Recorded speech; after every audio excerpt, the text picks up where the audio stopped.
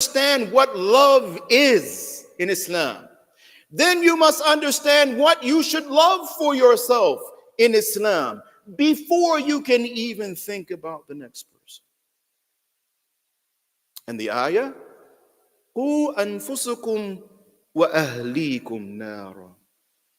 أنفسكم أولا. The first, you. Meaning, if we haven't properly learned to love being the abd of Allah subhanahu wa ta'ala, first, you are not going to be able to love your children properly. Not because you don't want to necessarily. It's not because you don't think it's important. It's not that you hate your kids. You want bad for your kids. It's not what we're talking about. Don't jump to the other extreme. We're talking about the way Allah wants, not the way we want.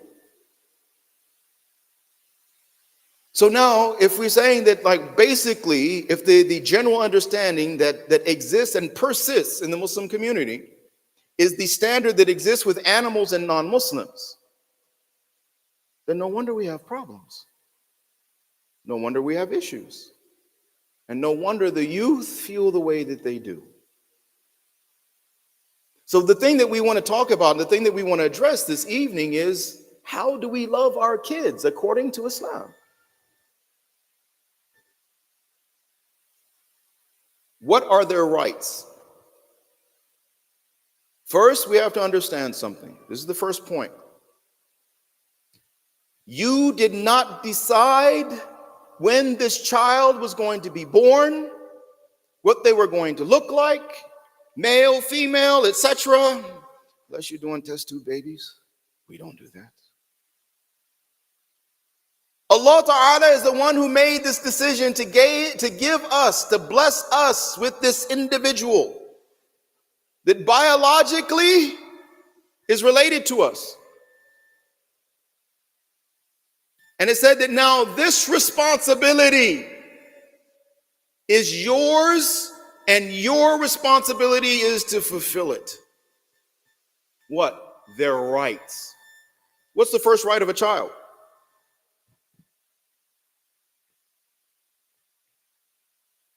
See? Not the 112th or the 64th or right? First one. What's the second? The third? Do you see what I'm saying? We need to know this, because think about it. If I don't know it, am I doing it? So the big thing our teachers that they put in front of us is look, observe. When the Sahaba radiallahu ta'ala anhum ajma'een, they understood something that generally is lost today. This child has never belonged to me. It is not up to me to determine the future of this child, to dictate the life of this child. I am not the Rabb of this child. I am the caretaker. The child belongs to Allah. My job is to present the purpose of life that Allah subhanahu wa ta'ala has given to that child. I am not permitted to change or to enter into the mind or the heart of that child any other purpose other than the one Allah subhanahu wa ta'ala created that child for. Why is that so intensely important these days? Because we have a very serious problem where these youth today that basically, like, for the most part, they know how to do one thing. One, get an education. That's it. That's it. How to deal with the rest of life outside of employment and making money, they're for the most part clueless. I've got grown men that are now 30s and 40s and even in their 50s that I'm sitting down. We just this week, We had 3 faculty members. I had to tell them it was beautiful. It was a good experience, mashallah. But I had 3 faculty members from from our community, one from the college and 2 of them from the community, mashallah. And the Q&A was dominated by Muslims. We were there for interfaith for non-Muslims that were visiting. The Q&A was dominated by Muslims. I actually had to stop and say, but it was a good thing. It's not a bad thing. It's a good thing. I had to actually stop and say, we're going to have to do a separate Q&A for Muslims at a different time. Right? The information that I'm presenting to them are the basics of Islam. Think about it. I'm talking to non-Muslims. I'm not getting into advanced theory or what do you call it?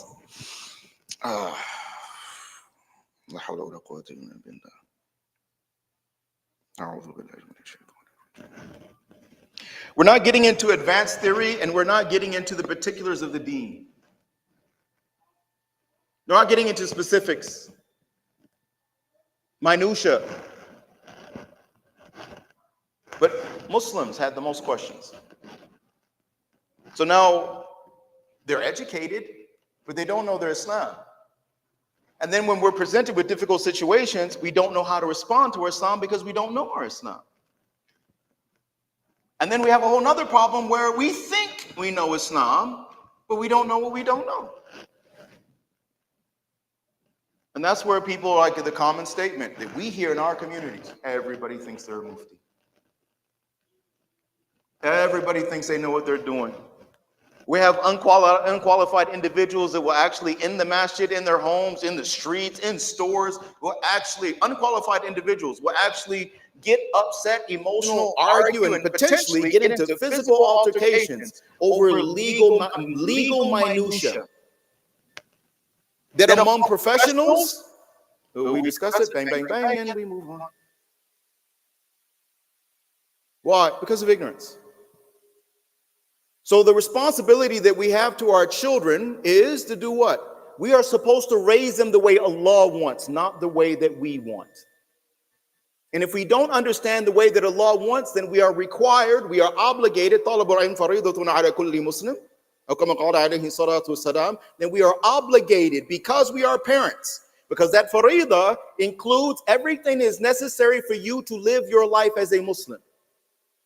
And if you are a parent, then that means that this knowledge of how to raise a child is now an obligation upon you and I. If we have not taken the time to learn it and we go and do it our own way, then we are accountable for the result. Period. Like it or not. That's why this is so key. This is why this is so crucial. Because we are dealing with a situation, I'm telling you, my dear, beautiful brothers, I'm worried about them. There's just certain aspects, basic aspects of character, like a toughness, right? Especially for the men. They should have been developed by the time at least somewhere before 25. But now 30s, 35, even 40, I'm dealing with 40-year-olds that act like 16-year-olds. I'm dealing with grown men that are more emotional than women. Do you see what I'm saying? And the number one thing for us is what? Protection. Protect their what? We protect their iman. We protect them physically. We protect them psychologically. That's our responsibility. And the number one way that we fulfill that responsibility is by individually and as a community providing a practical example that they can see and experience. It is not Sunday school. And I'll tell you right now, the kids, this is what I talk to them. But mind you, I've gone to different places and actually go through and do an assessment, right? Give a grade for the institution. The kids in a lot of places, different states, different backgrounds and everything.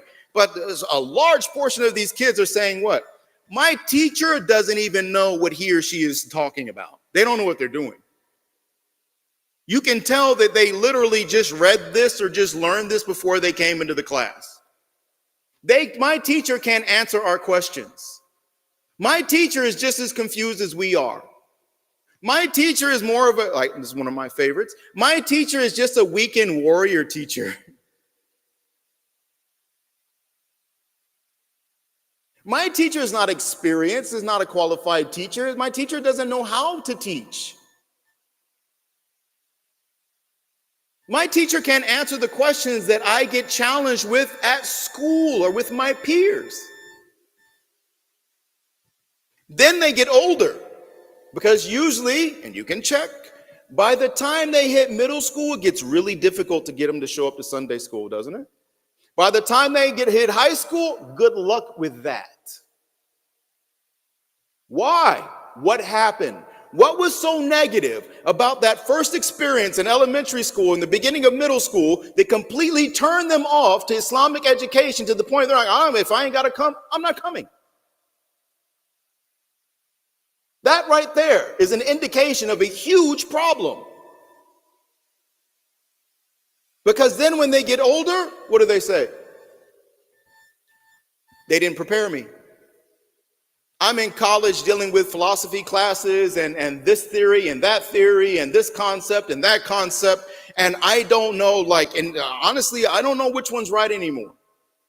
They're doubting their own Islam. Because why? Because non-Muslims are presenting them what seems to be a valid argument to them. Because they don't know their deen. They don't know how to, the rad, or the refutation. They don't know how to answer it based on their deen, which means they don't know their aqeedah, which means they don't know what they believe. So how are they going to become mu'mineen? If you don't know what you believe, how can you become a true believer? If I have hufal that are coming to me, they've memorized the entire Quran and they don't know why. If a half of the Quran is coming to me and saying, I'm having doubts about my iman,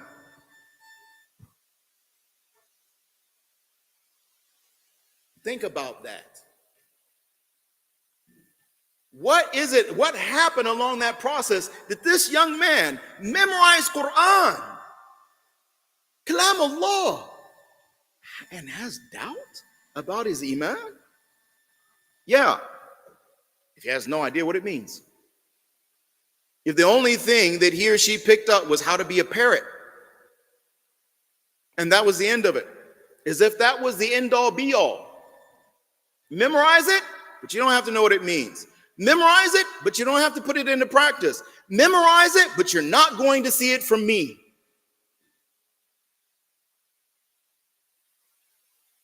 Is that love?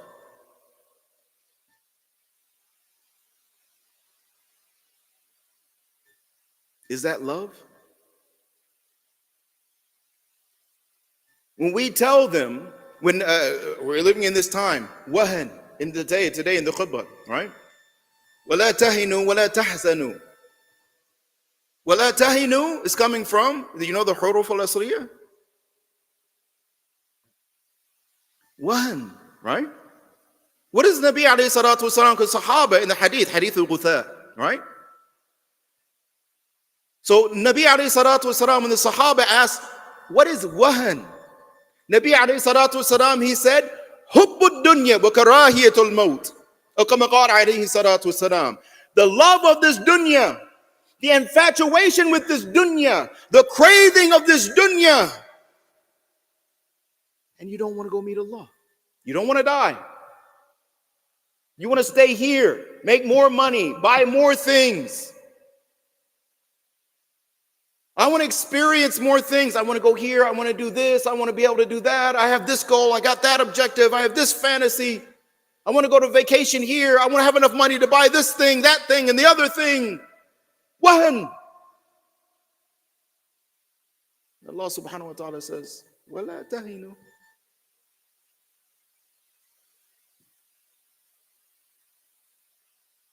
Because we can't love our kids properly if we love this dunya.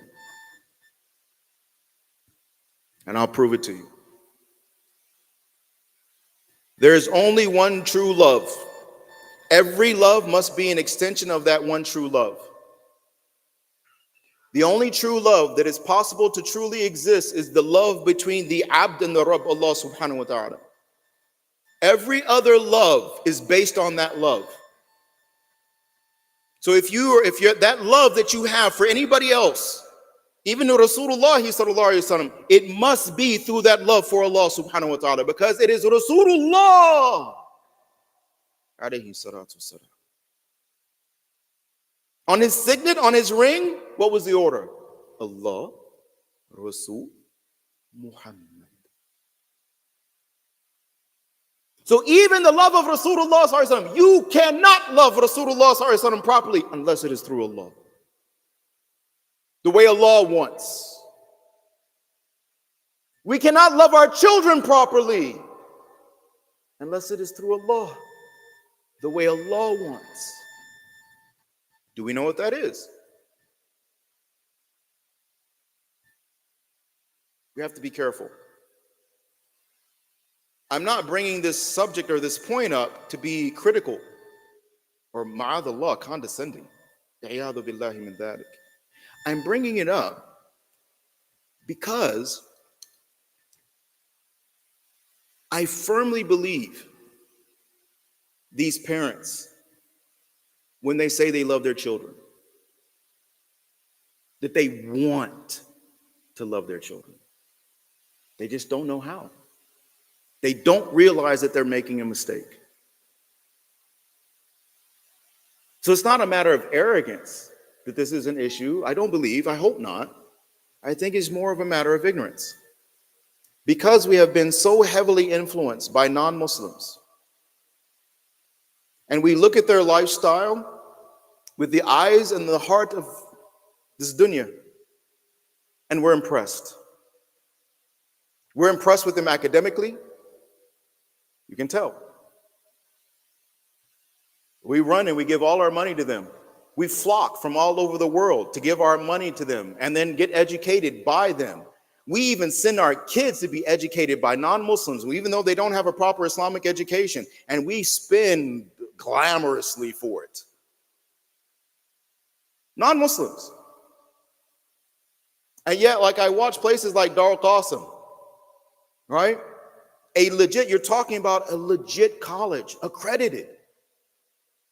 One step away from becoming full-fledged university, postgraduate work. This place, and that, like, it should be like, it should be treated as if it was like a crown jewel in our community. It should be flooded with resources because we're honored, right? This is how we do it. This is who we are. We come and we establish our thing to do it our way because we have our own way of doing things. Lakum dinukum waliya din.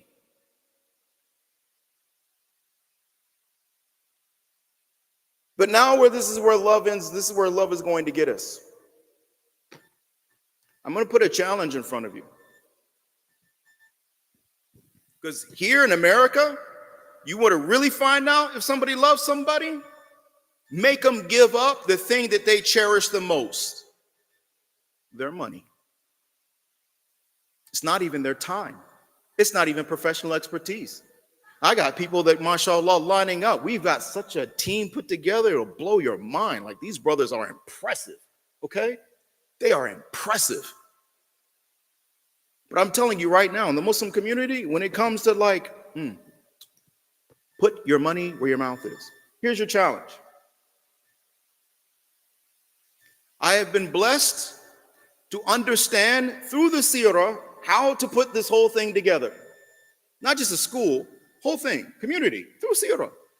The barakah of all of the investment of time and patience from these teachers. Right? Your challenge is this. I will commit. We have all of these amazing brothers. We have the expertise. We have the expertise the networking, the connections, everything. We have the expertise. You commit to putting $5 million in front and saying, let's build a school, something we can all be proud of, something where we pay our teachers, something where teachers, literally, we have a waiting list because teachers from around the country want to come and teach here. Where there's a waiting list because parents want their kids, even from different states, because they want, like, that is quality. Because I was just, and to let you know, number one, I already have one taker. I already have, in a different city, there's already one community, and alhamdulillah, we're going to see. But they're already like, we're ready. Let's do it. And they even have POC. They've already like started the project, finished the project, brought me in. It's like, it's okay, now we're ready for the next step. We're serious. We'll put our money where our mouth is. We'll take the challenge.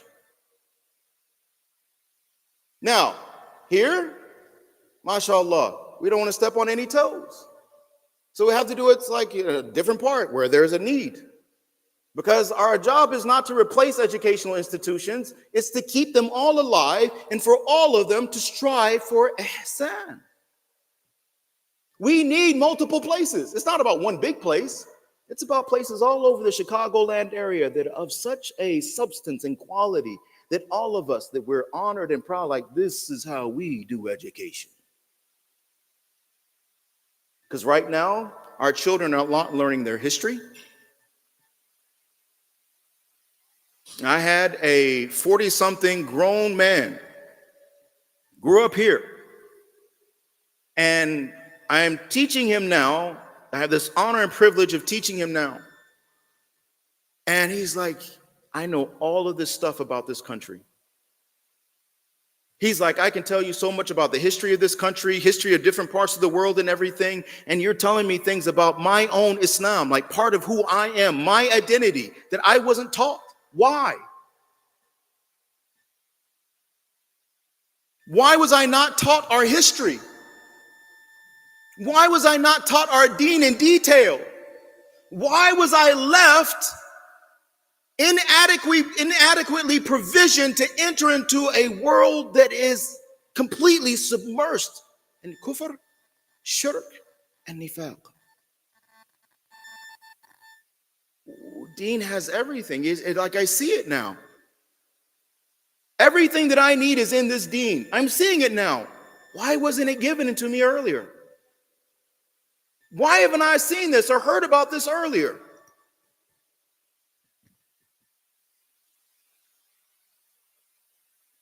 It's our fault if we allow this to continue. We have all these waiting lists and everything. It makes no sense whatsoever. Literally, like panicking. Parents are literally in tears. I don't know what to do about my children. I'm scared. I don't know where they're going to go. We got all these, again, because we don't have this concept of number one, what is quality leadership? And then number two, what's a quality follower in that leadership? And then will the Muslim community even follow qualified leadership? And for the most part, the answer is, it doesn't seem like it.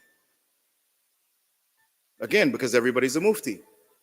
So now we have all these little efforts where people are basically just doing whatever they want, however they want it. And that's why we end up with Muslim schools as opposed to Islamic schools. That's why like our kids are carrying the title or the label of Muslim, but they don't know their Islam. And then we come with all the sheikh, help me with this. It's like my kid won't do this and my kid is doing this. And I don't know what they're doing when they leave. And I think he's here today. I had a young man in the office this week. He's like, I went to college. I was at a university. It was Muslims. I had Muslim roommates. He said it was so bad. It was so bad. He's like, I wanted to go somewhere else to just sleep on a couch, because I didn't want to be around the types of things that was going on there on a regular basis. And these are Muslims doing this. I'm not going to give you the details. We're sitting in the masjid, but it wasn't nice. And he left. And his story is just one of many. You don't hear about the alcoholism, the drug addictions, the abortions, and everything else, the beatings. You don't hear about this stuff because we don't like talking about it because it makes us feel uncomfortable. This is how it happens. It's a systemic problem that we have, not in the system of Islam, but in our understanding of that system. And this is not to be critical of anybody. This is for all of us collectively to understand it's our collective responsibility. Doing it wrong, all of us are at fault. Nobody is free. But here's the question. Where are the Muslims are going to put their money where their mouth is? I was in a city a couple of weeks ago, major city, and the local brother, he took me on a tour of the city, and he says, I want to show you where I work. I want you to see how Jesuits do it. You know what a Jesuit is?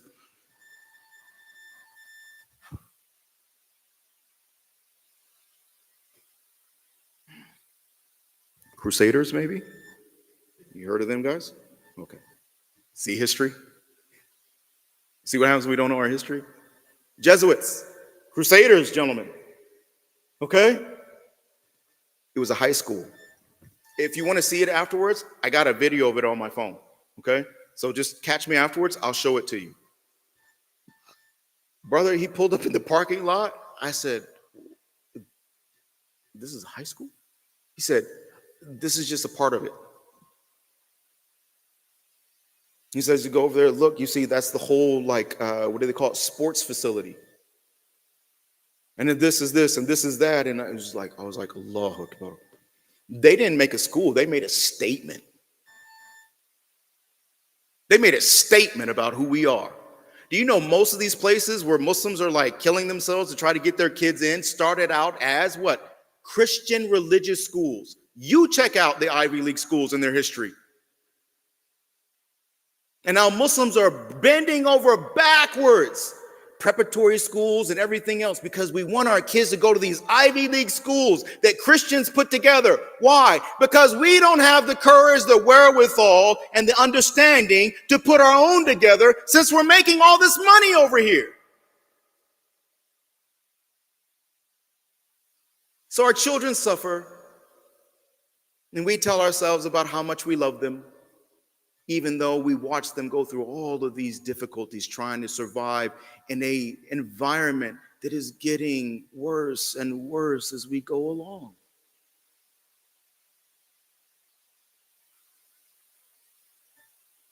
My hope is that we will actually take the time to learn through our deen how to love our children, and that hopefully one day somebody will take the challenge and pull the money together and do it right.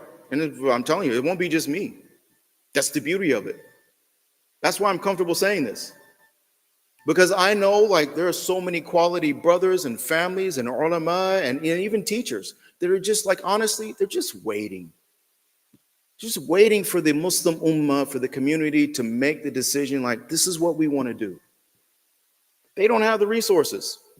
I don't have the resources. Ulama don't get rich. You serious? It's time you're lucky if you get paid.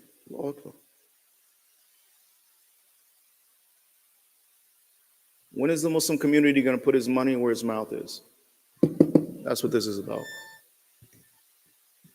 Until then, and so that you so give you an understanding. That school that I visited, 40,000 per child.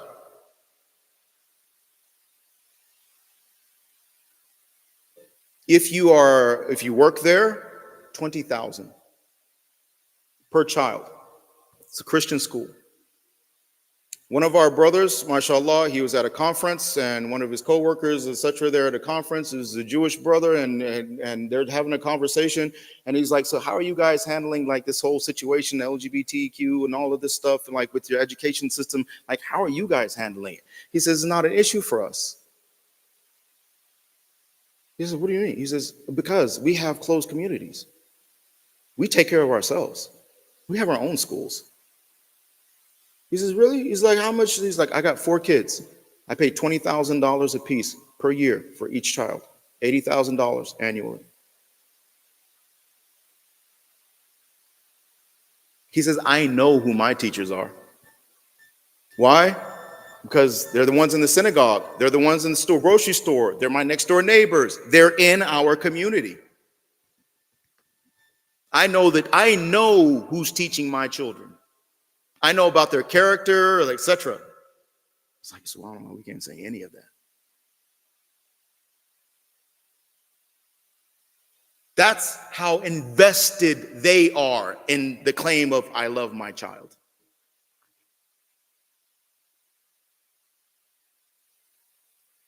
We have, and I'll end with this. There is a sister in the Chicagoland area who is a teacher. She left teaching at a Muslim school because of abuse, the various types of abuse, which is not uncommon. And she went to go work in the public school. And she witnessed in this public school Muslimat, young Muslimat, engaging in intimate actions, let's call it that, right, with non-Muslims right there in the school hallway.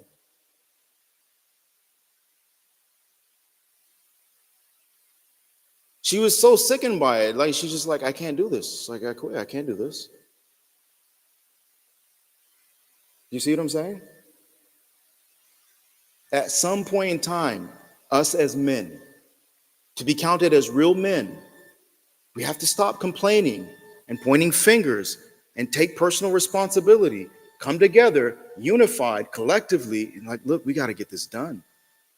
How will you answer in front of Allah subhanahu wa ta'ala for this? We've got to get this done. How are we going to account for coming here to make money and then losing our own kids?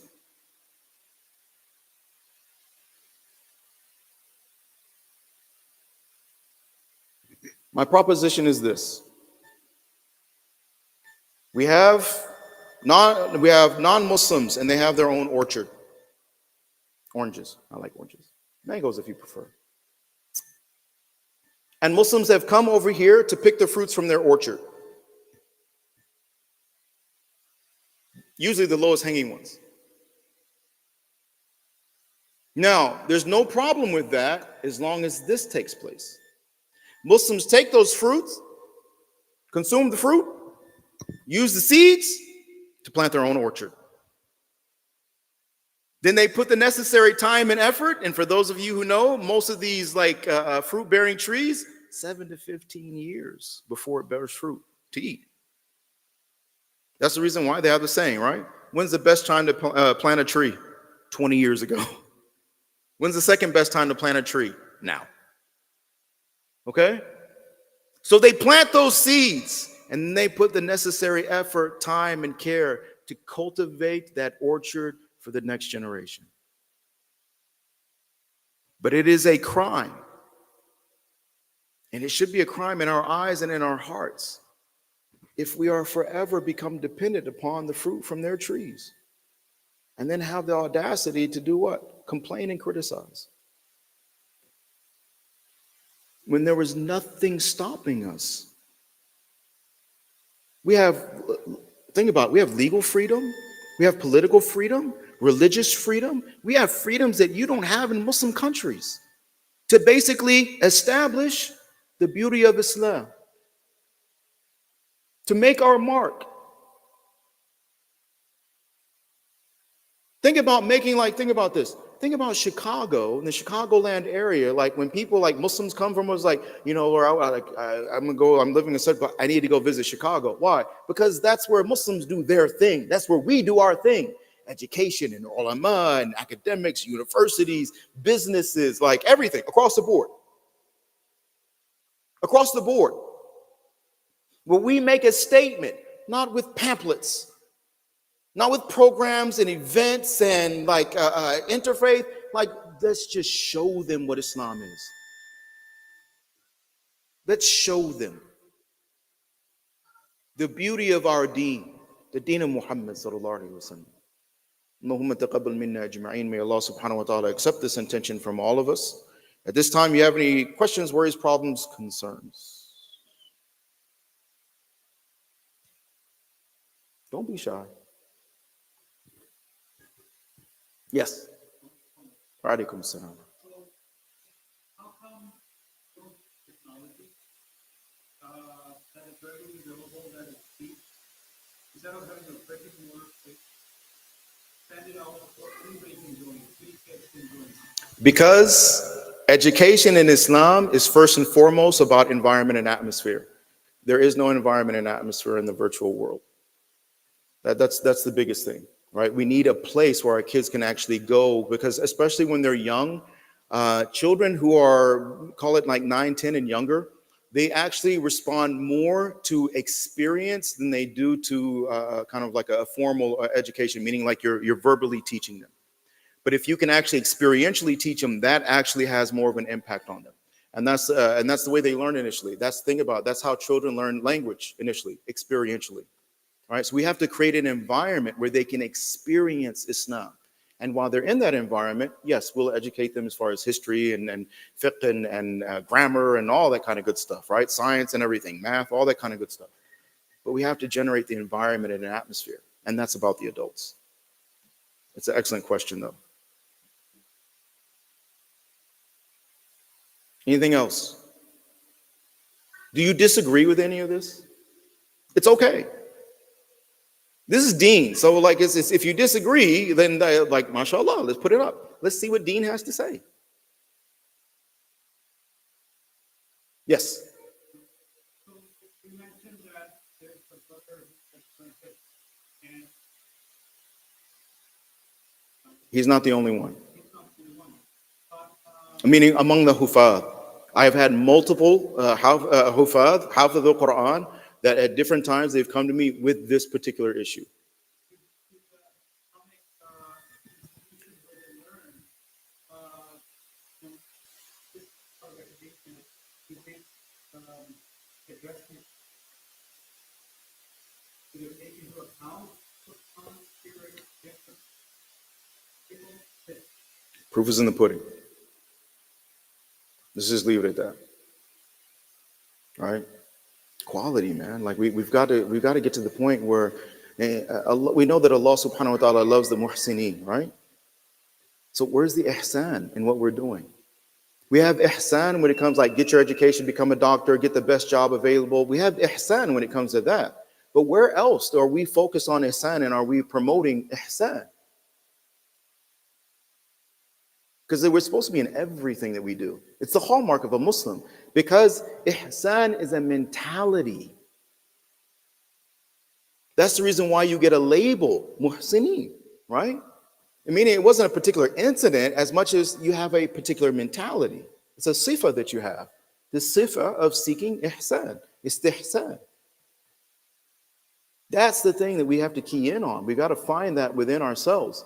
And like brothers, like let's get together and strive for excellence.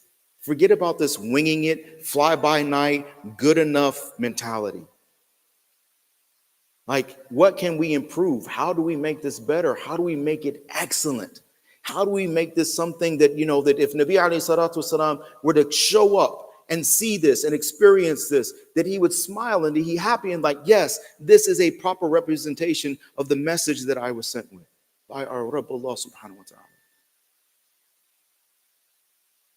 I mean, just think about it. Like Muslims, I've talked to so many Muslims in so many masajid where they're like, the question, I love surveys. The question, do you feel like if non-Muslims were to come to your local masjid, that your masjid is a fair representation of Islam and Muslims, specifically Rasulullah sallallahu alaihi wasallam? You know, most of them say no. I'll tell you exactly what they'd say, like some of the common complaints. I'm embarrassed when I first walk into the masjid or bring somebody, a non-Muslim, to the masjid. The first thing they smell is like the bad socks and the shoes and the feet and everything. Then they go into the wudu area and there's like water all over the place. God forbid they should have to go to the bathroom and see the urine all over the seats and the floor and everything, even though we're supposed to be sitting down. And I'm embarrassed sometimes by the like the dust or the level of cleanliness or the lack of maintenance, all right, that takes place in our masajid. These are common complaints. Common complaints.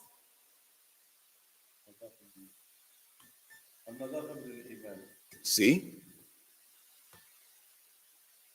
And that's what? At-tahara, at-tuhur, nadafa, like it'd be clean. How many times have you personally gone into a masjid and made sajda and smelled old stinky socks in that place and you thought to yourself, that ain't good? That just disturbed my salat. All the smiles and the head nods give it away. Right? We had one, please do not say it if you know what this place. We have one masjid in this area, and alhamdulillah, it's not this one, that was infamous. You know what for? Maggots in the wudu area. And I'm not telling you a story. I saw this with multiple times with my own eyes. Maggots. I'm not talking about one or two. I'm talking about you look at the drain and they're like, their water's washing, they're like floating around, they're moving and wiggling and carrying on. Like, and this is what you want to see, and this is what you want to look at when you're supposed to be doing dhikr and mutatahhirin.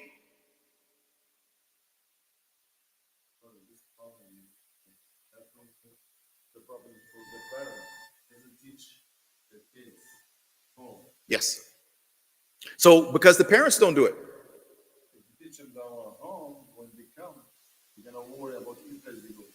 That's it. I give you an example. For me, I go any place in the first time I have to clean everything. Then I can use. Barakallahu feek. The floor, anything can come. Barakallahu feek. I can take like paper towel or whatever. I know beautiful. Then I can leave. I know Muslims that keep this. What do you call it? Like the spray cleaner, right? Paper towels and wet ones in their vehicles, so that if they have to use a public restroom, they take it like they got a little bag and they go in there. And I'm cleaning this up. It's not. I'm not above cleaning up urine so that I can use the bathroom properly and maintain my tahara. It's education. It's adab. It's etiquette also, right? Tarbiyah. That's what all this is about, isn't it? Tarbiyah, tazkiyah. Which is what? One of the purposes for which Rasulullah ﷺ was sent. هو الذي بسم الله الرحمن الرحيم هو الذي بعث في الأميين رسولا منهم يتلو عليهم آياته ويزكيهم ويعلمهم الكتاب والحكمة. There's they are right there. وإن كنتم من قبل في ضلال مبين. Subhanallah, it's right there. You want to know what Rasulullah ﷺ was sent? There it is. Teach you how to read the Quran, to purify you from shirk, kufr, nifaq, and to teach you, because what are you going to use for that purification process? To teach you the book of Allah subhanahu wa ta'ala, kalam Allah, and how the hikmah, how to put it into practice, which we know is sunnah al-Nabi alayhi salatu wasalam. And then this is it, because I was like, I gave a promise, and I'm 30 seconds, and 8:45, we're going to be done. Bismillah. But sometimes about the seerah one time in a year. It's very important to seerah Nabawi, whatever it was did. If we start, give them like example for our life, we're gonna be successful. Doesn't matter what. If the kids don't go different schools, it's gonna be a problem. There you go. So the word, like to sum it up in one word, it needs to be consistent and relatable. Consistent and relatable. And what we're teaching them, we need to be able to take them to an environment where they're going to see it be put in practice. That's supposed to be our masajid, and it's supposed to be our homes. So say for instance, think about it. It's exactly what you're mentioning. So say for instance, mashallah, Sheikh Mahmoud is back here and he's teaching X, Y, and Z, and then the child goes home, and I've had this, right? And the child goes home and sees exactly the opposite. It's one of the reasons why I generally don't like teaching small children. Not because of the children, it's because of the parents. Because then the child will actually, and I've dealt with this multiple times, where the child will actually try to correct the parent, even though you tell them don't do that. You're going to see things at home that are not like you, but don't, but they do it. And then the parent gets upset because the child is right. And then they come to me. My child is telling me about this and that and the other, and then I should, but I want him to learn he shouldn't be this disrespectful, blah, blah, blah. And like at the end of the day, it's like your child called you out on your nifaq. And you're ticked off at me? I didn't do it. You told me you wanted me to teach your child the deen of Muhammad sallallahu alaihi wasallam, and that's what I am doing. Now, as that child is learning the deen of Muhammad sallallahu alaihi wasallam, he or she is now going home and seeing something contradictory to that. So they're bringing it up, which is actually in Islam what we teach people to do. Husnu su'ali nisful ilm, or kama qala alayhi salatu wasalam. Asking excellent questions is half of knowledge. So if that child is going home and seeing something contradictory to what they're being taught in the masjid, then it is only right for them to ask, what is going on? Granted, with all due etiquette, respect, adab, all of it. You must never be disrespectful to your parents. There's no excuse for that, ever. Forget about it. But they're right, and we're wrong. I'm saying, like, okay, fine. It's done with the complaining, man. Like, I'm just saying, like, what are we going to do to fix it? We can talk about this all day long. We can, like, bring up all kinds of points. We can do statistics. But at the end of the day, the question is what do you want to do about it? That's the challenge on the table. That's the challenge on the table. What do you want to do about it? How committed are you to actually proving in front of Allah this claim to be true? Meaning, you're ready to provide evidence for the claim that I love my children.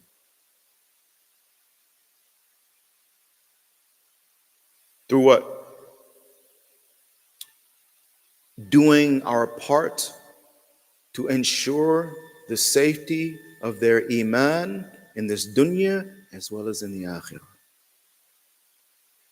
That while they pursue their rizq, which is written for them in this dunya, that they don't get lost or confused or misguided, led astray, that they stay safe throughout their educational process and throughout their work career and retirement and everything, firm and secure in their identity and in their iman as the ummati of Muhammad sallallahu alaihi wasallam. That's what we want. Other than that, right, as parents, we want them to be safe. We want them to be successful. We want to love them. I really do believe that Muslim parents really do want to love their kids. They just don't know how yet. So let's learn together. And then, more importantly, let's do it together. It's not enough to say, I love my kids. Prove it. Prove it in front of Allah. Prove it to yourself. Prove it to yourself. May Allah subhanahu wa ta'ala make it easy for all of us. May Allah subhanahu wa ta'ala protect the hearts and the minds and the lives of our children, the future generations that come after us. May Allah subhanahu wa ta'ala forgive us of our deficiencies, our shortcomings, and our weaknesses, for our ignorance and to whatever degree our arrogance in front of Him. May Allah subhanahu wa ta'ala make it easy for us to establish the deen of Muhammad sallallahu alaihi wasallam in this land and every land on the face of this earth. May Allah ta'ala guide us and use us as a means of hidayat for the whole of the humanity. And may Allah subhanahu wa ta'ala unite the hearts of the Ummah Muhammad sallallahu alaihi wasallam ala al-khair and protect us from the evil intentions, machinations, plots, and schemes of the kuffar, the mushrikeen, and the munafiqeen. Ameen ya Rabbil Alameen. Allahumma la taj'alna minhum. Oh Allah, do not make us from amongst them. Allahumma ja'alna اللهم اجعلنا من المتقين، اللهم اجعلنا من الصالحين، اللهم اجعلنا من المتوكلين، اللهم اجعلنا من المقربين يا ارحم الراحمين. اللهم اغفر لنا وللمؤمنين والمؤمنات والمسلمين والمسلمات الاحياء منهم والاموات. سبحان الله وبحمده، سبحانك اللهم وبحمدك، ونشهد ان لا اله الا انت، ونستغفرك ونتوب اليك. سبحان ربك رب العزه عما يصفون، وسلام على المرسلين، والحمد لله رب العالمين. I mean this from the bottom of my heart. May Allah subhanahu wa ta'ala bless all of you for taking the time on this Friday evening and sitting. Most of you with short notice, and you sat and you paid perfect attention the whole time. I have big, like, strong hope in the Muslim community. And I think now, like with the current circumstances, eyes are opening, hearts are waking up, and I know it's rough, right? But good things usually come out of like these bad situations, right? So it can be one of those situations for us. And the fact that you guys sat here for this hour, mashallah, and listened to me go on and on with the level of attention that you gave me, I had all eyes. It was beautiful. May Allah bless you guys. You are the hope, mashallah. May Allah bless you. May Allah ta'ala put barakah in your life and your health and your families and your rizq fi dunya wa fil akhirah. Ameen ya rabbil alameen.